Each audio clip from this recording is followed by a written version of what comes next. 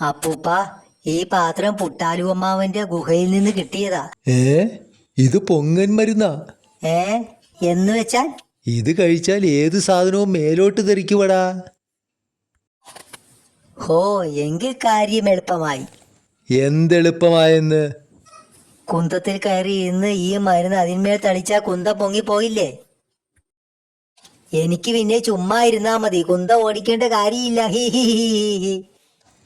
മണ്ടാ, അങ്ങനെയല്ല. മേലോട്ട് തെറിച്ചാ താഴേക്ക് വീഴും, അതാ പ്രശ്നം. അയ്യോ, അത് പ്രശ്നമാ.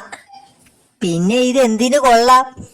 മണ്ടാ, മരമണ്ട, നമ്മൾ കുന്തത്തിൽ പറക്കുന്നു എന്ന് വിചാരിക്കുക. വിചാരിച്ചു. അന്നേരം മായാവി താഴെ നിൽക്കുന്നത് കണ്ടു എന്ന് വിചാരിക്ക്. അതും വിചാരിച്ചു. നമ്മൾ സൂത്രത്തിൽ പൊങ്ങം മരുന്ന് ആ വടിയിലേക്ക് ഒഴിച്ചാലോ? വടി ഇങ്ങ് പൊങ്ങി വരില്ലേ? അത് ശരിയാണല്ലോ. വിചാരിക്കാൻ എളുപ്പമാ, കാര്യം നടക്കാനാ പാട്. ഒരു പാടുമില്ലടാ, നീ കുന്തമെടുക്ക്. മായാവി ഉണ്ടോന്ന് അപ്പൂപ്പൻ നോക്കണം. ഞാൻ നോക്കിയാ ഡ്രൈവിംഗ് തെറ്റും.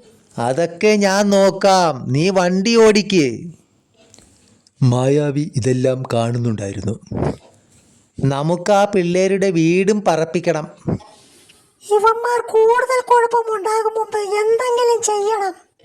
മായാവി അദൃശ്യനായി ചെന്ന് പാത്രത്തിൽ ഒരു ദ്വാരമിട്ടു. പാത്രം ചോരുന്നടാ, മരുന്ന് പോയി. സ്റ്റോപ്പടാ, സ്റ്റോപ്പ്. ഇനി കുഴപ്പമില്ല, തൊള ഞാൻ അടച്ചു പിടിച്ചിട്ടുണ്ട്. ചോർന്ന മരുന്ന് വല്ല സാധനവും പറപ്പിക്കുമോ? ഇല്ല, ഒരു മൊട്ടക്കുന്നിലാ മരുന്ന് വീണത്. ഒരു കുഴപ്പവുമില്ല. ഹി ഹി ഹി ഹി. പക്ഷേ അപ്പൂപ്പ, ചെറിയൊരു കുഴപ്പമുണ്ടോന്ന് സംശയം. പൊങ്ങൻ മരുന്ന് വീണ കുന്ന് പൊട്ടിത്തെറിച്ചു. അയ്യോ.